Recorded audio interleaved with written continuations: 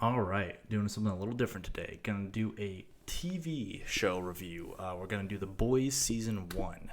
So I just finished watching season one. I know I'm a little behind on the times, but I have got a huge reading list and watching list. Um, but let's start off by talking about the pros of this show. I love the play on traditional hero tropes. I really like when writers do those kind of things. Well, a show in this point, but I'm going to talk about mostly the writing and style of that and characters and stuff. But I think it's really clever. And I think that it's cool that they did this in a way that shows you this twisted world of superheroes and corporations and greeds. That's almost a sense of like what would really happen if people had access to superheroes at this time. Of course they'd monetize them, right? I mean, like, let's be honest, they'd monetize them in America and they'd make money off of them, and that's just how it would be. I think that there are amazing characters in the show. I think I'm shaking my computer screen a little bit. I think these characters are great. They, credit to the actors. The actors are amazing and stuff like that. And I think you can have amazing actors and still have terrible characters. And it can be vice versa as well. You can have amazingly written characters and terrible actors, and they won't come off on the screen well. This is not the case. These actors are amazing. The characters are clearly well developed. There's so many good relationships and good subtleties within the characters, within their expressions, within their motives. It's so good. I love it. I love it so much. Specifically, I want to bring up Homelander and Madeline's relationship.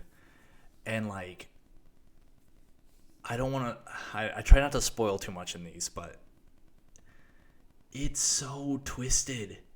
Like, I'm not going to spoil what happens and everything, but, like, the way the actors portrayed this relationship was so good. And it made me feel so uncomfortable because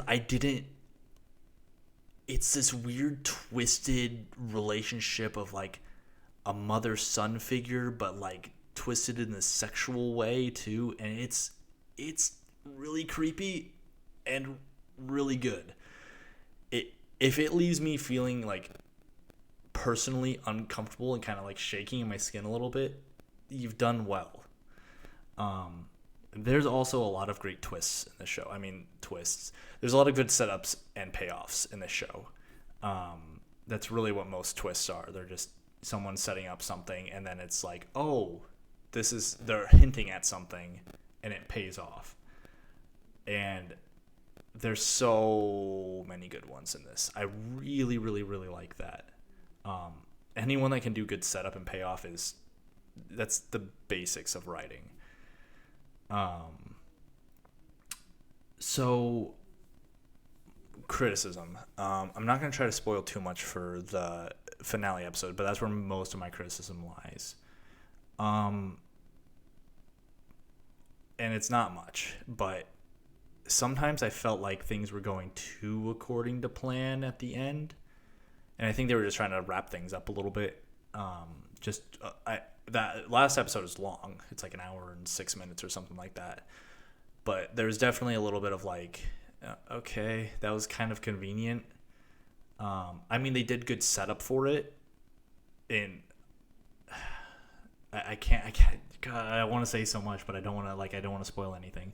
They did a lot of good setup, and I give them credit for that. But it was also kind of like okay, I mean, good timing for that. I'm surprised it didn't happen earlier, but that's, sometimes you got to cheat in storytelling, and that's just kind of how it goes. Even with that criticism, the show is great. I really enjoyed it. I mean, it fits into my personal taste because I love really dark, messed up stuff. recommendation though. If you like dark stuff, if you like, you know, playing on tropes and it's really, really, really dark, there's a lot of gore, then I recommend this. I think this is a great show. I say that about a lot of stuff, but there's a lot of good stuff out there. If you don't like gore, if you're squeamish, I mean, I'm a little squeamish, so I'm not a big gore or horror person, but I'll put up with it for good writing. I think that if you're squeamish though, and you don't really like that kind of, if you're looking for a traditional superhero, this is not the show for you. If you're looking for something that's positive and, you know, upbeat, this is not the show for you. This thing is dark. It's kind of depressing. It's got a lot of good writing and stuff in it, but it's really dark. Let's see. So I know season 2 is out already. I've already started watching it. And I'm obsessed. But I've got a lot of hope. I get worried with TV shows sometimes because there's a lot of good shows that will just keep running. I think we're getting better about it now with streaming services like Netflix and stuff like that. But there's a lot of shows in the past that have basically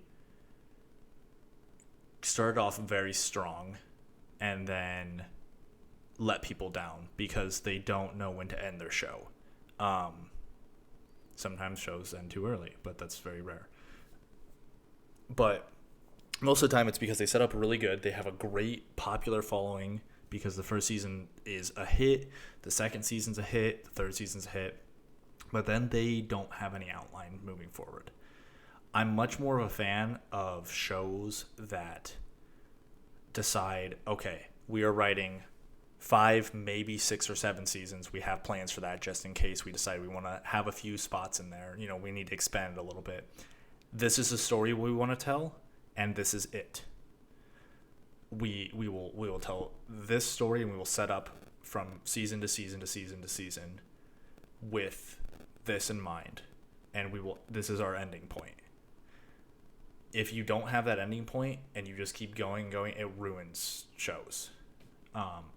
As seen with, unfortunately, Game of Thrones, the ending can ruin an entire show. And it's unfortunate because you can have good shows with several good seasons and the ending can just be a bomb and just you just don't want to go back and watch it because why watch something when you know the ending's so terrible? But I'm pretty hopeful. I'm pretty hopeful they've got some good stuff planned for the future because they did set up in this season for season 2, and while I can't personally see what they're gonna do specifically, it'll be more clear as we get more and more seasons and we get more and more information. I think that they have a plan in mind, and it seems like this show has a good production budget. So I don't think they're gonna mess this up. So I'm hopeful, and we'll see. You know, we'll see with time. And I might get to season 5, you know, and however fast they come out every year, and I might be like, yeah, no. But right now, it's great. I recommend it if you like dark stuff. So if you disagree with me, you don't like any of my points, as always, comment down below. Let's talk about it. Let's discuss it politely, preferably. I mean, you can be passionate. You can be excited about your points, but, you know, just keep them appropriate, and we can have a good discussion about it. And if you like my videos, be sure to subscribe. I'm looking to do more TV shows, movies, other stuff, game systems potentially, RPG games. I don't know. I'm looking to expand. Books will probably be my primary thing, but I'm gonna do a little bit of, you know, other good stories and stuff like that, because I think storytelling is not confined to just books. There are lots of good ways to tell a story. So, all right, that's it for me. I'll see you guys next time.